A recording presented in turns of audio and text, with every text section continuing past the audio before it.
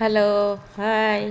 ಇವತ್ತು ನಾನೊಂದು mushroom masala gravy ಮಾಡೋದು ತೋರಿಸ್ತಾ ಇದ್ದೀನಿ. ತುಂಬ ಈಸಿ ರೆಸಿಪಿ, ತುಂಬ ಚೆನ್ನಾಗಿರುತ್ತೆ ಇದು. ಯಾಕಂದರೆ ಇದು ಚಪಾತಿ, ಪೂರಿ, ಇದು ಅನ್ನದ ಜೊತೆನೂ ತಿನ್ಬೋದು. ತುಂಬ ಗ್ರೇವಿಯಾಗಿ ಟೇಸ್ಟಾಗಿರುತ್ತೆ. ನೋಡಿ ಮಾಡೋ ಮೆಥಡ್ ತೋರಿಸ್ತಾ ಇದ್ದೀನಿ. ಮಿಕ್ಸಿ ಜಾರ್ಗೆ ಒಂದು ಹಿಡಿ ಕೊತ್ತಂಬರಿ ಸೊಪ್ಪು, ನಮ್ಮ ತೋಟದಲ್ಲೇ ಬೆಳೆದಿರೋದಿದು. ಆಮೇಲೆ 1-2-3 ಪೀಸು ಶುಂಠಿ, ಬೆಳ್ಳುಳ್ಳಿ ಒಂದು 6-7 ಸಿಪ್ಪೆ ಬಿಡಿಸಿ ಇಟ್ಕೊಂಡಿದ್ದೀನಿ. ಹಸಿಮೆಣ್ಸಿನ್ಕಾಯಿ ಒಂದು 6, ನಿಮ್ಮ ಖಾರಕ್ಕೆ ತಕ್ಕಷ್ಟು ಹಾಕ್ಕೊಂಡು ಮಾಡಿ ಮಿಕ್ಸಿ ಮಾಡಿ ಇಟ್ಕೊಳ್ಳಿ. ಆಮೇಲೆ ಬಾಣಲಿಗೆ 1-2 ಸ್ಪೂನ್ ತುಪ್ಪ ಹಾಕಿ, ಆಮೇಲೆ ಒಂದು ಸ್ಪೂನ್ ಎಣ್ಣೆ, ಕೊಬ್ಬರಿ ಎಣ್ಣೆನಾದರೂ ಆಗುತ್ತೆ, ವೆಜಿಟೇಬಲ್ ಎಣ್ಣೆ ಆದರೂ ಆಗುತ್ತೆ, ಚಕ್ಕೆ, ಆಮೇಲೆ ಶುಂಠಿ ಬೆಳ್ಳುಳ್ಳಿ ಪೇಸ್ಟು, ಆಮೇಲೆ ಇದು ಲವಂಗ, ಏಲಕ್ಕಿ, ಒಂದು ಸ್ಟಾರ್ ಹೂವು, ಆಮೇಲೆ ಹಚ್ಚಿದ ಆನಿಯನ್, ಒಂದು ದಪ್ಪ ಆನಿಯನ್ನ ಚೆನ್ನಾಗಿ ಹಚ್ಕೊಂಡಿದ್ದೀನಿ.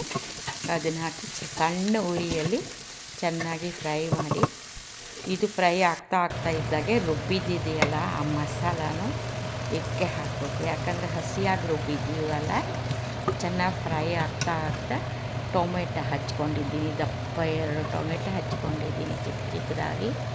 ಇದನ್ನು ಹಾಕಿ ಸಣ್ಣ ಉರಿಯಲ್ಲಿ ಬೇಯಿಸಬೇಕು. ತುಂಬ ಚೆನ್ನಾಗಿರುತ್ತೆ. ಅಂದರೆ ಇದು ರುಬ್ಬುವಾಗ ಸ್ವಲ್ಪ ನೀರು ಹಾಕ್ಕೊಂಡು ರುಬ್ಬೋದು, ಇಲ್ಲ ಹಾಗೆ ಗಟ್ಟಿಯಾಗಿ ರುಬ್ಕೋಬೋದು. ಹಸಿಮೆಣಸಿನ್ಕಾಯಿನೆಲ್ಲ ಮಿಕ್ಸಿ ಜಾರಲ್ಲಿ ಜಾಗ ಕಮ್ಮಿ ಆಗುತ್ತೆ ಅಂತ ಒಂದು ಸ್ವಲ್ಪ ನೀರು ಹಾಕಿ ರುಬ್ಬಿದ್ದೀನಿ. ಆಮೇಲೆ ಇದೆಲ್ಲ ಫ್ರೈ ಆದಮೇಲೆ ಮಶ್ರೂಮ್ ಚೆನ್ನಾಗಿ ತೊಳೆದು ಹಚ್ಚಿ ಇಟ್ಕೊಂಡಿದ್ದೀನಿ. ಮಶ್ರೂಮ್ ನೀವು ಎಷ್ಟು ತೊಳಿತೀರಾ ಅಷ್ಟು ಒಳ್ಳೆಯದು. ಕ್ಲೀನಾಗಿ ಚಿಕ್ಕದಾಗಿ ಹಚ್ಚಿ ಇಟ್ಕೊಂಡು ಈಗ ಇದಕ್ಕೆ ಹಾಕಿದ್ದೀನಿ. ಇದು ಹೀಗೆ ಸಣ್ಣ ಉರಿಯಲ್ಲಿ ಬೇಯ್ತಾ ಇರಲಿ. ಅದ್ರ ಜೊತೆಗೆ ನಾನು ಇವಾಗ 1 ಸ್ಪೂನು ಖಾರ ಚಿಲ್ಲಿ ಪುಡಿ ಪ್ಲೇನ್, ಆಮೇಲೆ ಧನಿಯಾ ಪುಡಿ 1 ಚಮಚ, ಜೀರಾ ಪುಡಿ 1 ಚಮಚ, ಆಮೇಲೆ ಸ್ವಲ್ಪ ಇದು ಗರಂ ಮಸಾಲ ಪುಡಿ, ಅರಿಶಿನ ಪುಡಿ, ಆಮೇಲೆ ಪೆಪ್ಪರ್ ಪುಡಿ 1 ಸ್ಪೂನ್ ಹಾಕಿ.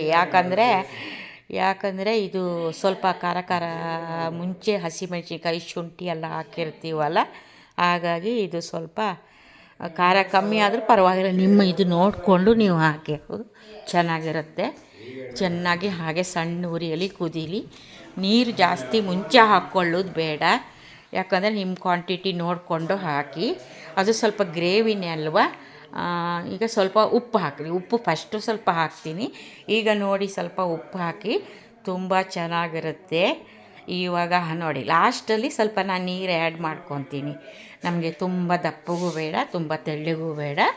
ಅನ್ನದ ಜೊತೆ ತಿನ್ನೋಕ್ಕೆ ಚೆನ್ನಾಗಿರುತ್ತೆ, ತುಂಬ ಟೇಸ್ಟಾಗಿರುತ್ತೆ.